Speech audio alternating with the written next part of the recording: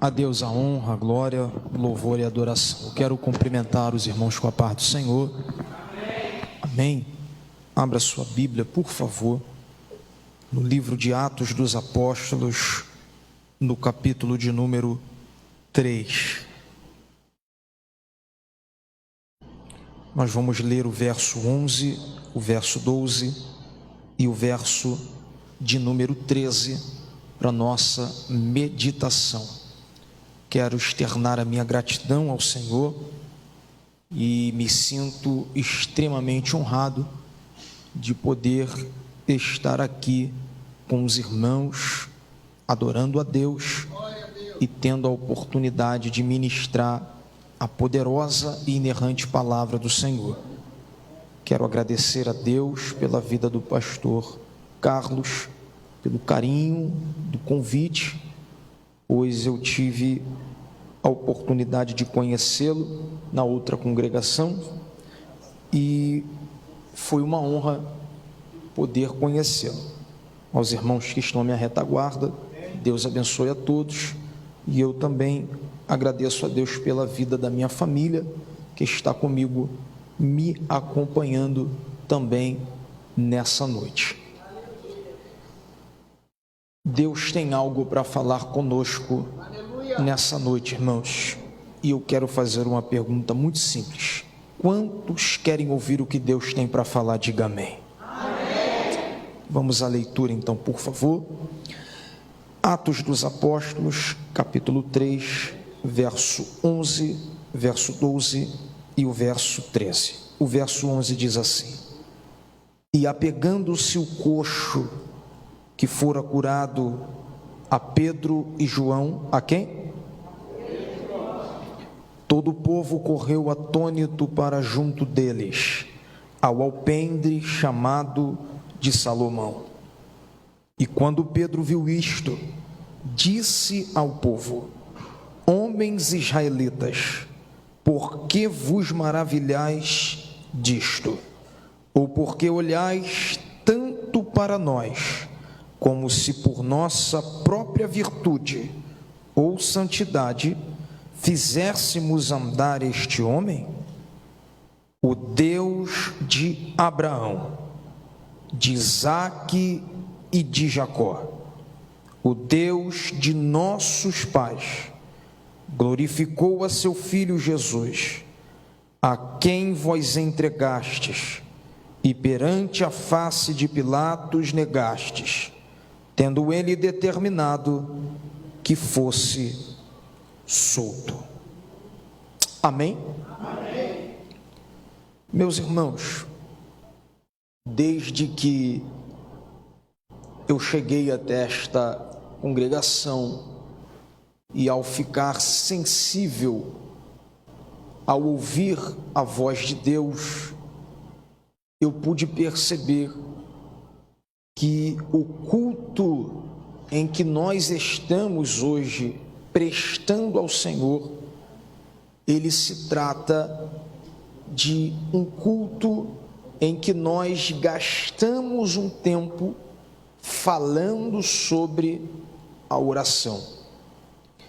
E se nós estamos participando desse culto e Deus insiste em tratar conosco até o prezado momento acerca de oração, é sinal que Deus quer nos despertar acerca dessa prática chamada oração.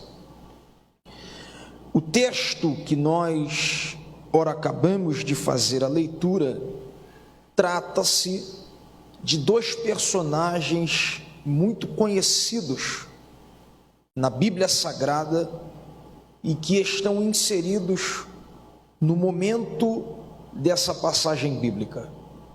Os personagens que eu estou falando para nós nessa noite é Pedro e João. Pedro e... Vocês estão ligados?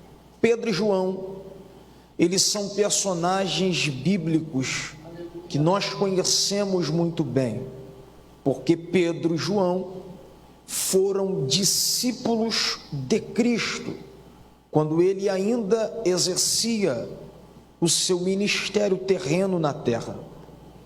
Há quem diga que Cristo, segundo os evangelhos, teve um ministério curto. Percebemos na Bíblia, através dos evangelhos, que Cristo ele veio a participar de apenas 3 Páscoas. E como a Páscoa era algo anualmente, uma festa principal do povo judeu, Jesus teve aproximadamente um ministério de 3 anos e meio. E dentro desses 3 anos e meio, Jesus fez muita coisa. E se o evangelista João não nos explicasse que Cristo ele só veio a fazer bastante coisa, e que todas essas coisas que são a obra que ele efetuou na terra fossem escritas nos livros, não caberiam de tanta obra que Cristo fez, mas as que estão escritas e inseridas nos evangelhos, era para que nós, que não andamos, não conhecemos e não vimos, através da fé, acreditasse que Cristo realmente é quem a Bíblia aponta para nós que Ele é. O que isso quer dizer? Isso quer dizer que Cristo está ensinando para nós que bem-aventurado, felizes, não são aqueles que andaram, não são aqueles que conheceram, não são aqueles que viram Ele. Felizes são aqueles que, mesmo não vendo, mesmo não andando, acreditam que Ele é o Cristo até o dia de hoje.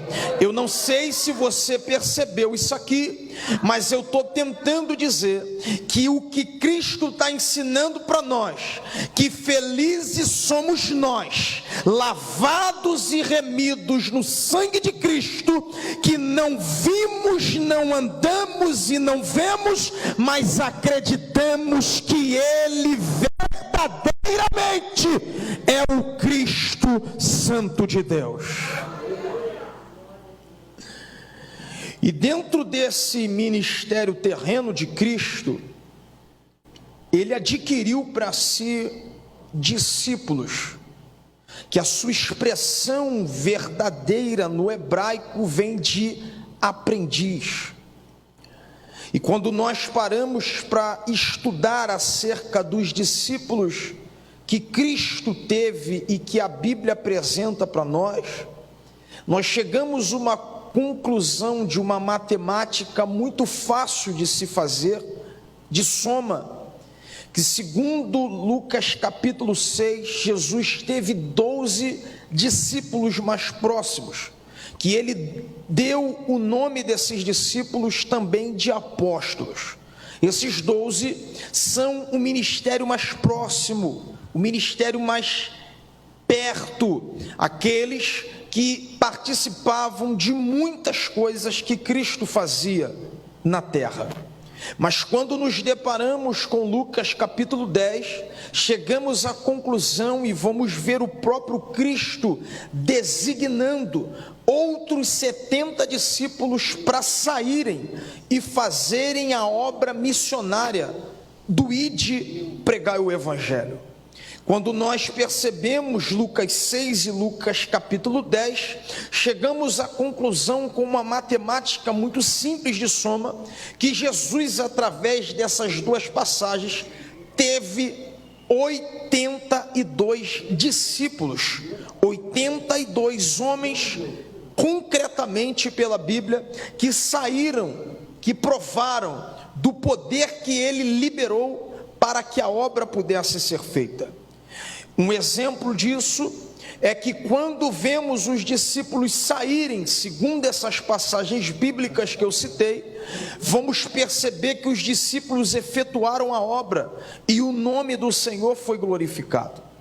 Só que quando nos deparamos também com o ministério de Cristo, percebemos um dos seus sermões, e esse sermão de Cristo, ele é um tanto extenso, e que, segundo alguns estudiosos, seria e foi o sermão maior que Cristo teve no seu ministério terreno.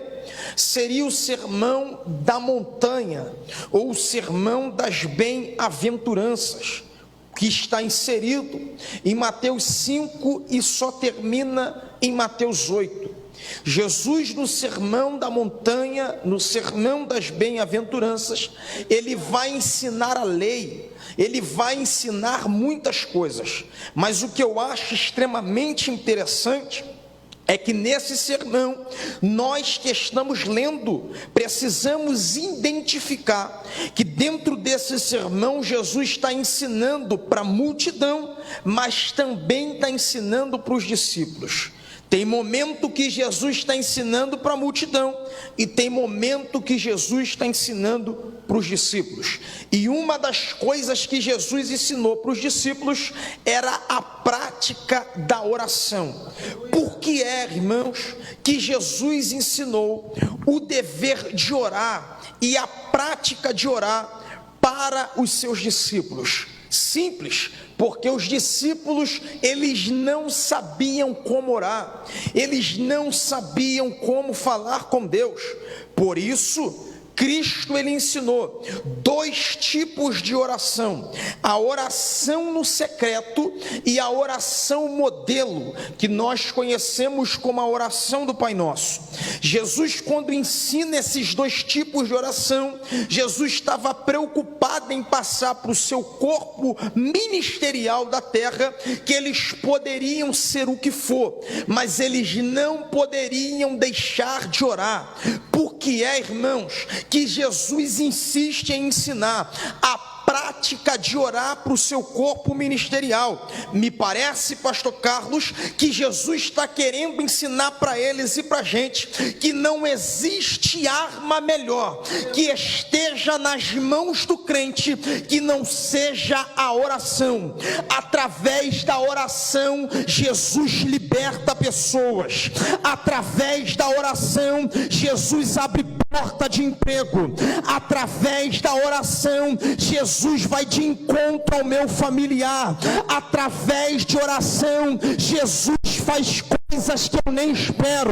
Através de oração, Jesus faz coisas que o diabo não espera. Eu estou tentando dizer para você que está me ouvindo, que Deus nos trouxe aqui nessa noite, no primeiro culto do ano, para dizer para a gente que está me ouvindo, que a maior arma que o cristão pode ter ainda é a mesma, e ela não mudou. Se chama oração.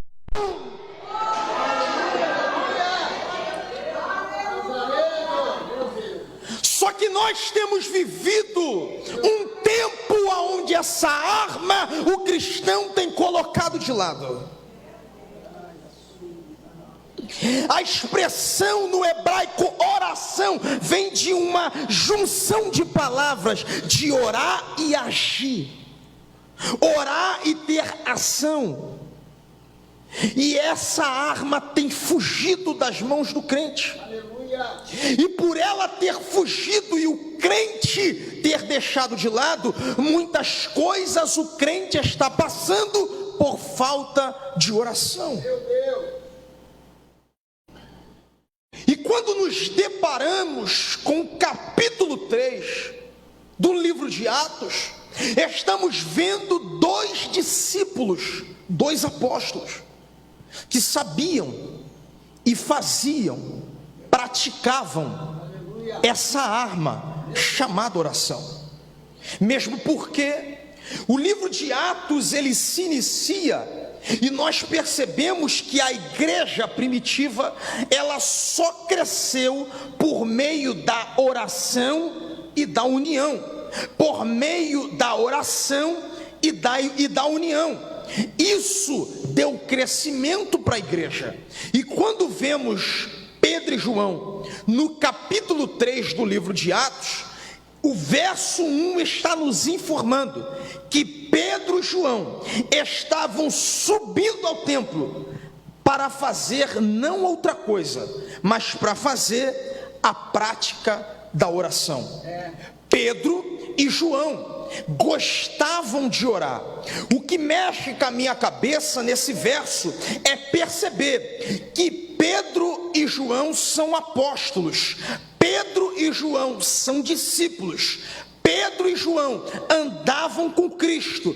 Pedro e João já não tinham mais Cristo do lado deles, mas eles nunca deixaram a prática que aprenderam com Cristo. Deus está dizendo para alguém que está me ouvindo aqui: você é alguém que me conhece, você é alguém que tem posição, você é alguém que já teve intimidade comigo, mas o passar do tempo tem te feito abandonar a prática da oração. E Deus me trouxe aqui com essa simples palavra para dizer para você, dizer para você,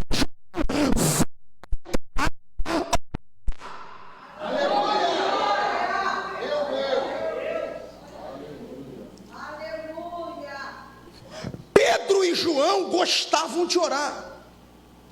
E eles estão indo ao tão famoso templo de Herodes o Grande, participar de uma oração que, no meu ponto de vista, se transformava em um culto de oração, pastor Carlos. E esse culto de oração começava a hora nona, há quem diga às 3 da tarde, se não me falha a memória. E Pedro e João estão indo para lá. Aleluia. Só que quando Pedro e João estão no caminho do templo para passar pela porta chamada Formosa, eles vão se deparar com um coxo, que era colocado diariamente nessa porta chamada Formosa. Estudando um pouco acerca dessa porta formosa, através dos estudos eu pude perceber que essa porta era uma porta diferenciada das outras que estavam no templo. Primeiro, que ela era revestida tanto de prata como de ouro. Então era uma porta que esbanjava uma certa riqueza, e era uma porta extremamente bela e bonita, localizada no templo. Só que diz os estudiosos que essa porta, por ser revestida de ouro e de prata, quando o sol batia nessa porta, as pessoas que estavam indo a caminho do templo para participar do culto de oração não conseguiam olhar para a porta, porque o sol refletia na porta e vinha nos olhos de quem estava indo. Então a pessoa ia para o templo participar do culto de oração, mas ela colocava a mão no rosto, porque ela não conseguia ter visão da porta e olhar para a mesma, por causa do ouro, que o sol batia no ouro e refletia na vista de quem estava indo. Exatamente ali o coxo era colocado diariamente. Por que ele era colocado ali? Porque era um ponto estratégico. Uma vez que o povo estava se direcionando para o culto, pastor Carlos, e olhava para a porta formosa, e quando o sol batia, colocava a mão na vista, automaticamente olhava para baixo. E quando olhava para baixo, era impossível entrar para o culto e não ver o coxo. E ele era colocado ali por quê? Porque diariamente, todos que passavam para o culto davam esmola, davam dinheiro, e ele se sustentava e vivia dessa esmola que ele recebia. Só que diz a Bíblia que nesse dia Pedro e João estão se direcionando à porta formosa, e quando eles estão se deparando para chegar no culto, para entrar, eles vão olhar para o coxo. E quando eles olham para o coxo, porque era inevitável, diz a Bíblia no verso de número 3 e verso de número 4, que o coxo que olhou para Pedro e João e olhou para eles, esperando receber alguma coisa. Diz a Bíblia que quando o coxo ficou olhando para ambos os dois, Pedro, diga Pedro, está muito fraco, diga Pedro, ele tomou a palavra e disse: eu não tenho prata e também não tenho ouro, mas o que eu tenho, eu te dou. Em nome de Jesus, o Nazareno, levanta e anda. Quando Pedro fala isso para aquele coxo, Pedro estava ensinando para nós e para ele duas lições. A primeira era, quando Pedro fala o que eu tenho, eu te dou, Pedro está dizendo: coxo, eu só posso dar para você o que eu conquistei através da oração. Eu vou repetir, Pedro está dizendo: coxo, eu só posso te dar aquilo que eu tenho, porque aquilo que eu não tenho, eu não posso dar para quem precisa. Segundo, quando Pedro fala, em nome de Jesus Cristo, o Nazareno anda, sabe o que ele está dizendo? Coxo, o que você quer, eu não tenho, mas o que você precisa, eu tenho. Levanta daí e anda. Eu não sei se você entendeu isso aqui, mas Pedro está dizendo para ele que às vezes vai ter momento, e está ensinando para nós que a gente vai querer muita coisa, mas nem sempre o que a gente quer é aquilo que a gente precisa. E eu não sei se você está entendendo isso aqui, mas eu vim pregar uma palavra rema, uma palavra revelada dentro da história para alguém que está precisando. Deus está dizendo para alguém aqui: o que você quer não é o que tu precisa, o que tu precisa é de Jesus de Nazaré.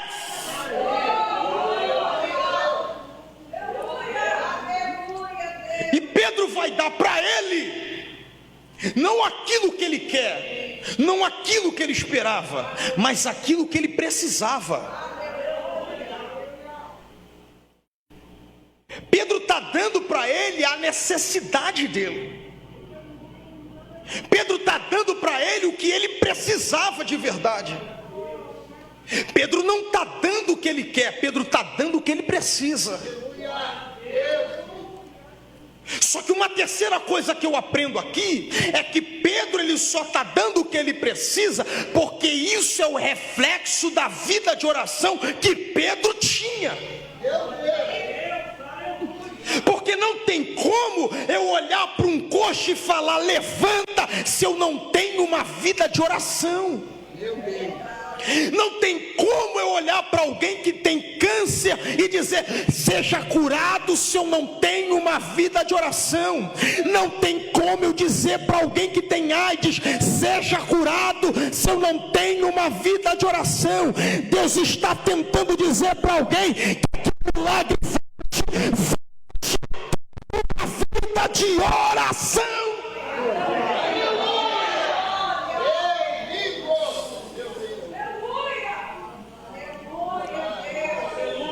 Chomina Sarabaraia Kanda Súria. Eu sinto uma graça que desce aqui nesse recinto de Pia Sarabaraia. E Deus insiste em dizer para alguém: volte à prática da oração, volte a falar comigo, volte a gastar tempo do meu lado, porque é só através da oração que você está precisando.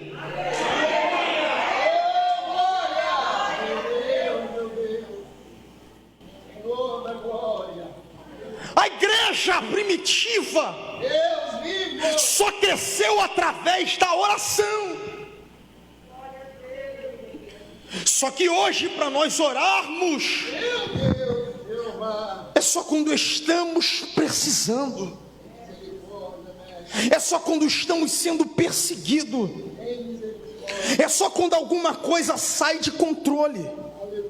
Estamos nos comparando com o povo do Egito, os israelitas, que só faziam algo para Deus quando eles eram aprisionados. Só que Deus está dizendo aqui para nós nessa noite: hoje é noite desse quadro virar.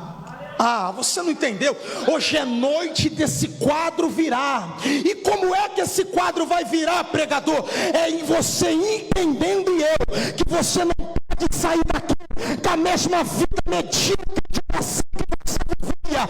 Você vai sair daqui com vontade de dar o Espírito Santo.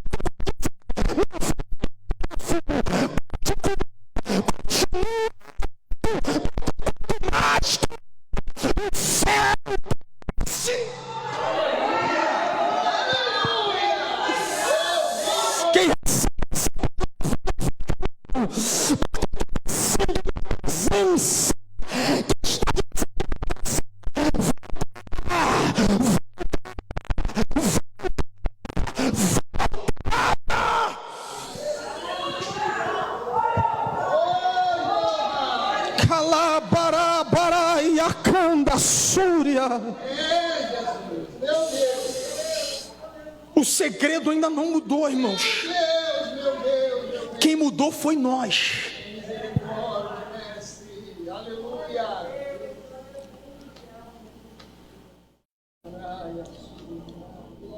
Saudade Deus está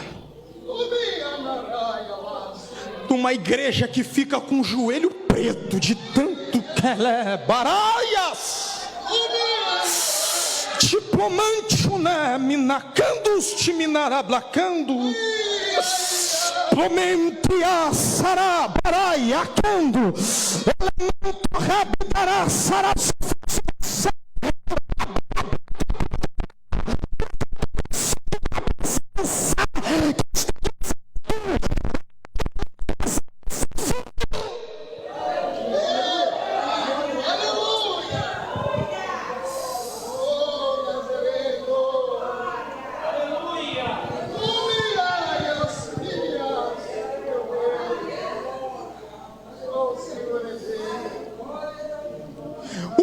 Pedro está dando para esse coxo é o reflexo do que ele conquistou através da oração. Só que a Bíblia vai dizer que após Pedro dar para ele o que ele precisava, o homem não vai andar. O verso 7 vai informar para nós que Pedro vai precisar estender a mão para ele. E quando Pedro estende a mão para ele e o levanta, os seus pés e os seus tornozelos vão se firmar. O que isso aqui quer dizer? Isso aqui quer dizer que o momento da oração na vida desse coxo acabou. A partir de agora o que ele precisava era de mão estendida para ficar em pé. E a igreja esqueceu isso, pastor. A igreja ainda até ora, mas na hora de estender a mão para o necessitado, não estende. E Pedro está ensinando para nós aqui o que é princípio de evangelho. Princípio de evangelho é levantar quem está caído e colocar nas costas e dizer: vamos até o final, mas eu não posso te deixar no chão, eu não posso te deixar para trás. Deus está dizendo para quem está me ouvindo aqui: volte a levantar.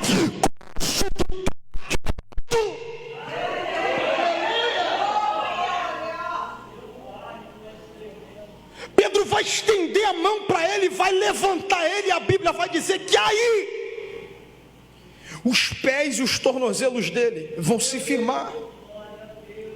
Só tem como alguém se firmar se tiver mão estendida para essa pessoa.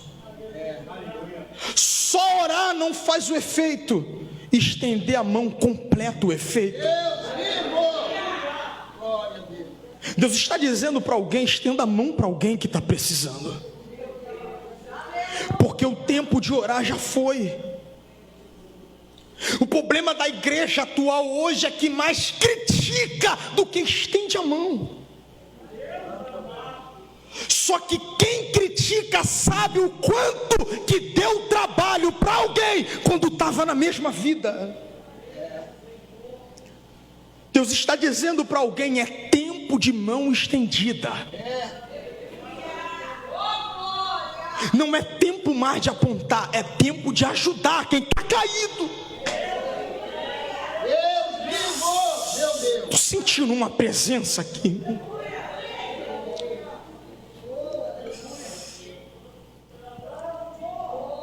Pedro vai levantar ele. E quando Pedro levanta, ele vai se firmar. E diz a Bíblia no verso 8 que através de um pulo, um salto, ele vai se colocar em pé. O milagre vai acontecer. E esse homem agora está em pé, andando. Só que a Bíblia diz que esse homem, pastor Carlos, ele não vai para casa. Ele entra no templo com Pedro e João. Essa atitude dele está ensinando para nós uma lição linda. E essa atitude desse coxo, agora não mais coxo, que ele ensina para nós que o melhor lugar para se testemunhar um milagre não é em casa, é na igreja. Eu vou repetir. O melhor lugar para se testemunhar um milagre não é em casa, é na igreja. Porque ele podia muito bem ir para casa, mas ele entrou para o templo. Porque ele preferiu testemunhar o que Deus fez na vida dele no templo do que testemunhar em casa. Sabe por quê? Porque quem está dentro do templo precisa ver que Deus ainda é o mesmo. E se ele tem poder para fazer na vida de um, ele também tem poder para fazer na vida de outro.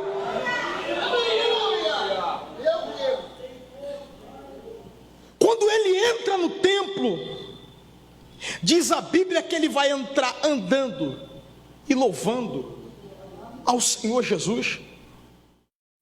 Ele vai entrar andando e louvando ao Senhor Jesus.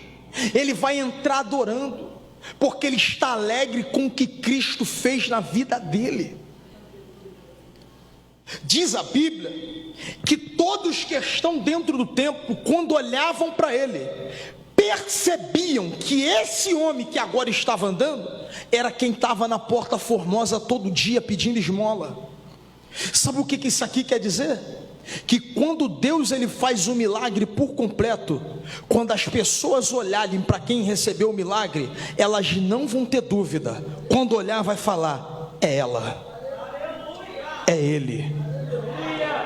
Deus está dizendo para alguém aqui: quando eu fizer o que preciso fazer na tua vida, fica tranquila, fica tranquilo, porque quando as pessoas olharem, elas não vão ter dúvida, vão entender e reconhecer que quem fez na tua vida foi Deus. Tudo ótimo, homem curado, Pedro, João e o homem dentro do templo louvando e adorando a Deus. Tudo pronto, tudo certo, tudo feito. Só que aí a Bíblia vai dizer que o coxo, pastor Carlos, ele vai se apegar a Pedro e João. E quando ele se apega a Pedro e João, vai se criar um burburinho dentro do templo, aonde os homens que estão dentro do templo, dentro daquele culto, eles vão perceber que o coxo se apegou a Pedro e João, e eles vão para cima de Pedro e João. E o próprio Pedro vai revelar que a intenção do coração deles era que aquele homem só estava andando e o milagre só tinha acontecido por causa de Pedro e de João. Em outras palavras, Pedro percebeu que quem estava levando a fama pelo milagre que aconteceu era ele. E quando Pedro percebeu isso, diz a Bíblia, e nós lemos, que Pedro, ele vai abrir a voz, ele vai abrir a boca dentro do templo, e vai dizer: meus irmãos, por que vocês acham que esse homem só está andando por mérito nosso? Na verdade, ele só está andando por causa daquele que vocês negaram, por causa daquele que vocês crucificaram, por causa daquele que vocês desprezaram. Em outras palavras, Pedro estava dizendo: ele só está andando não é por causa de mim, é por causa do Deus que eu sirvo. Em outras palavras, Pedro estava dizendo: esse homem só recebeu não por causa de mim, mas por causa do Deus que está na minha vida. Sabe o que Pedro está dizendo? Ele está reconhecendo que esse homem só anda não por causa dele, mas por causa do Deus que ele serve. Parece que Pedro está fazendo, pastor Carlos, algo que o nosso irmão João Batista ensinou a gente muito bem. Quando João Batista ouviu dizer que Jesus estava batizando do outro lado, ele vai dizer: importa que ele cresça e que eu diminua. Só que até o pesado momento, só quem batizava era João, só quem pregava era João. Mas quando Jesus chegou, João entendeu que estava na hora de ele sair de cena, porque a única estrela que tem que é Jesus de Nazaré. Jesus, Deus está dizendo: a glória ainda pertence a Ele.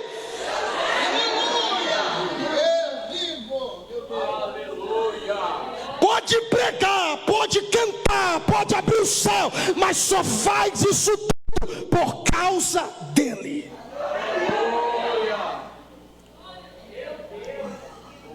Pedro está ensinando para aqueles homens dentro do templo que quem eles mais desprezaram foi o autor do milagre. Quem eles não acreditaram foi que deu capacidade para esse homem mudar de vida. O Cristo que eu e você servimos é desprezado por muitos,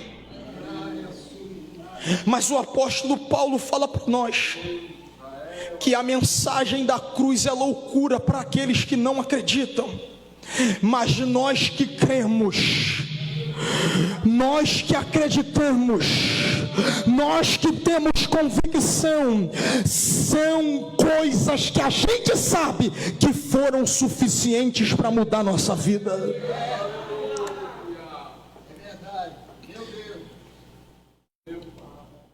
Eu fiz esse rodeio na mensagem todinha para te dizer que tem coxo precisando de mim, de você, Pedro e João, e que nós somos os responsáveis para poder levar a presença para quem não tem a presença. Quem recebe essa palavra? É noite de nós voltarmos a usar a ferramenta que Deus nos deu. E a ferramenta é: vai buscar os coxos que estão precisando. Quem recebe essa palavra, diga amém. Então dê a melhor linda salva de palmas que você pode para Ele. E enquanto você está aplaudindo, glorifica Ele. Enquanto você está aplaudindo, exalta Ele, porque Deus ainda conta com você, Pedro e João, porque tem gente precisando de nós.